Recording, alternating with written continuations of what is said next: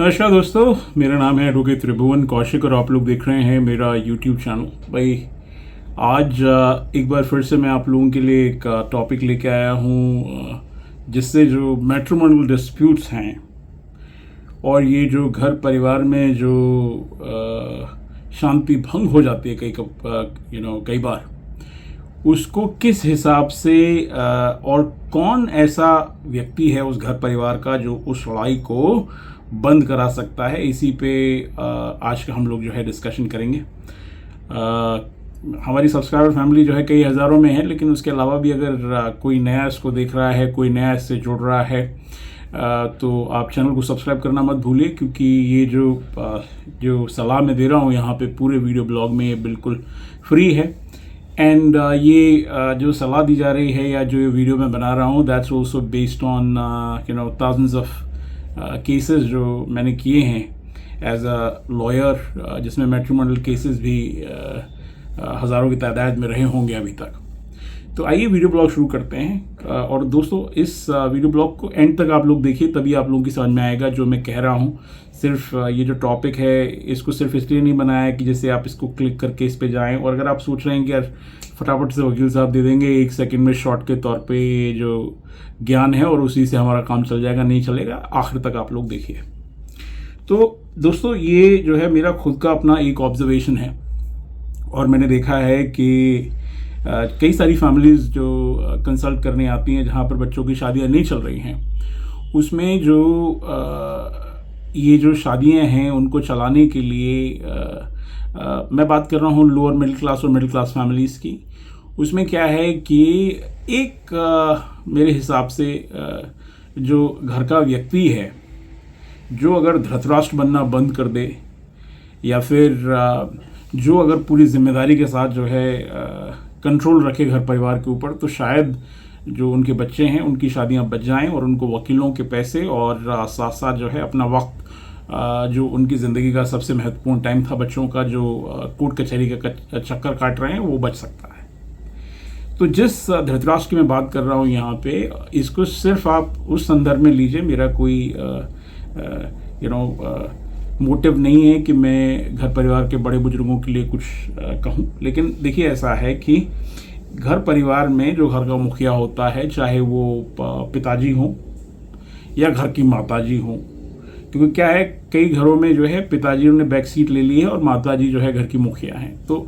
मेरा कहने का मतलब ये है कि घर का जो मुखिया है, चाहे वो पिता हो या माँ हो, ये लोग जो है अगर चाहें तो अपने बच्चों की जो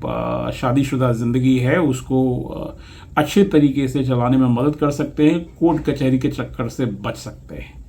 मैं क्यों कह रहा हूँ? मेरे इसके कहने के पीछे का कारण ये है कि अमूमन जो घर परिवार में जो झगड़े बहुत बड़े बढ़ जाते हैं, उन झगड़ों को अगर घर के मुखिया, यानी कि अगर जो है लड़के की माँ या फिर लड़के के पिताजी या फिर लड़की के पिताजी या लड़की की माताजी अगर चाहें, बच्चों को अगर अनबायस सलाह दें, बच्चों के साथ अगर काम करें, क्योंकि अमूमन ये देखा गया है, चाहे शादियां लव मैरिजेज हों या अरेंज मैरिजेज हों, हाल फिलहाल में जब नई नई शादियां होती है तो बच्चों में सब कुछ सही रहता है, लेकिन उसके बाद में जो घर के बड़े बुजुर्ग हैं उनको अपने लाइफ एक्सपीरियंसेस से अनबायस्ड होकर के उन बच्चों की मदद करने की आवश्यकता है, जो कि पेरेंट्स नहीं कर रहे हैं। पेरेंट्स शायद जो है उनको लगता है, एंड टू बी प्रिसाइज अगर मैं बात करूं, सासू, जितनी भी सासू माएँ हैं लोअर मिडिल क्लास और मिडिल क्लास की,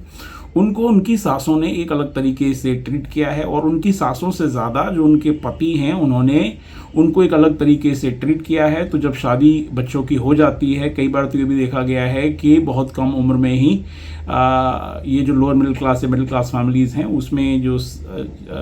जो सास और ससुर हैं उनकी उम्र भी 50 के आसपास ही है, और फिर उनके बच्चों की शादी हो गई है, और देखा ये गया है कि वो लोग जो है अपने खुद के मसले ही नहीं सुलझा पा रहे हैं, तो बच्चों के मसले वो कहाँ से सुलझा पाएंगे। तो जो मैं कहना चाह रहा हूँ वो ये है कि घर परिवार के जो मुखिया हैं, चाहे माताजी हों या पिताजी हों, जो छोटी छोटी बातें हैं, चाहे घर में खाने को लेकर बातें हों, चाहे घर में बच्चों के बाहर जाने को लेकर बातें हों, चाहे लड़की पक्ष के साथ लड़की को किस हिसाब से जो है अपने घर परिवार के साथ वो जुड़ी हुई है, किस हिसाब से उनको रिस्पेक्ट देनी है, चाहे लड़के पक्ष की तरफ से जो है लड़की को किस हिसाब से और लड़के को अपने माँ बाप को किस हिसाब से इज्जत देनी है, वो सब सारी चीज़ें वो सीखेंगे सिर्फ अपने इमीडिएट जो है उनके माता पिताजी से ही। अगर उनके माता पिताजी ये करने में असक्षम रहे हैं तो ये देखा गया है कि जो रॉन्ग पैटर्न्स बने हुए हैं बच्चों के अंदर, अगर उनको लगता है कि कोई चीज़ अगर उनसे हैंडल नहीं हो रही है तो वो गिव अप करना शुरू कर देते हैं। माता पिता काउंसिल नहीं कर रहे हैं दोनों पक्षों का, और इस वजह से जो है छोटे छोटे विवादों पे जब लड़की अपने घर चली जाती है तो कई बार जो है मुकदमा लिख जाता है, और लड़का पक्ष जो है शुरू में एक अकड़ के चलते हुए उसको लड़की को घर वापस लाके समझा बुझा के वापस लाने में इंटरेस्टेड नहीं दिखता है, और उसके पीछे के कारण हैं उस घर परिवार के जो धृतराष्ट्र हैं। मैं यहाँ बात कर रहा हूँ माताजी पिताजी दोनों पक्षों की। अगर वो लोग चाहें,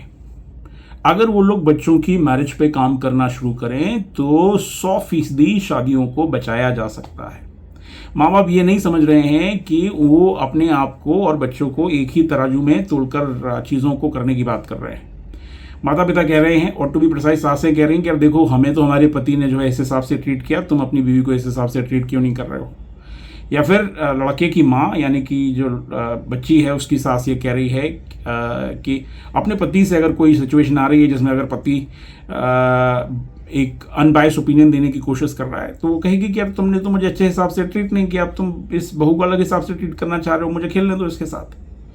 तो मेरा कहने का मतलब ये है कि अगर आप लोग चाह रहे हैं कि आपके घर परिवार में विवाद ना हो तो घर के दोनों जो मुखिया हैं, चाहे माँ हो या पिताजी हों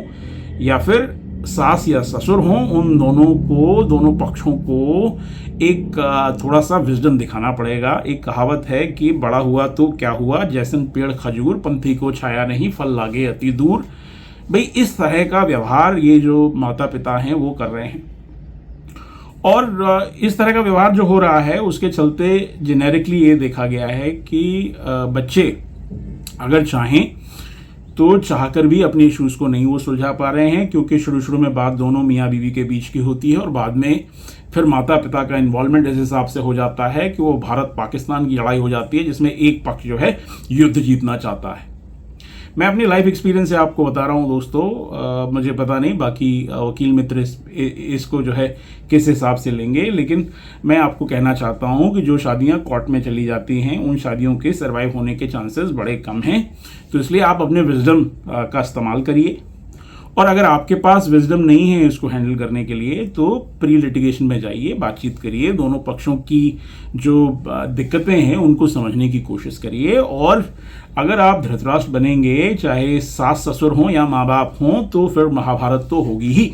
और ये जो महाभारत है, महाभारत से किसी का कोई फायदा नहीं होने जा रहा है। भाई लड़की पक्ष को लगता है कि हम मुकदमा कर देंगे, इनको जेल भेज देंगे, और लड़का पक्ष को लगता है कि यार हम इनको लिटिगेशन में खींचेंगे, 5-10 साल हम इनकी ज़िंदगी ख़राब कर देंगे।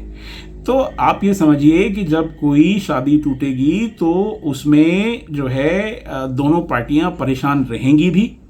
और इस बात की कोई गारंटी नहीं है कि अगर आपकी शादी अगर ये वाली नहीं चली तो अगली वाली शादी आपकी अच्छी चलेगी और आप ऑल ऑफ सडन बदल जाएंगे। मैंने लोगों का व्यवहार देखा है, कई बार वो पहली शादियों में बहुत सारी चीज़ों को एडजस्ट नहीं कर रहे होते हैं, लेकिन अपने एक्सपीरियंसेस के बेसिस पे फिर वो दूसरी शादियों में चलाने के लिए काफ़ी सारे एडजस्टमेंट्स करते भी हैं। तो अगर आपको एडजस्टमेंट करना ही है तो हाल फिलहाल की सिचुएशन में करिए, क्योंकि शादी का मतलब ही है एडजस्ट करना। और ये जो माँ बाप हैं इनको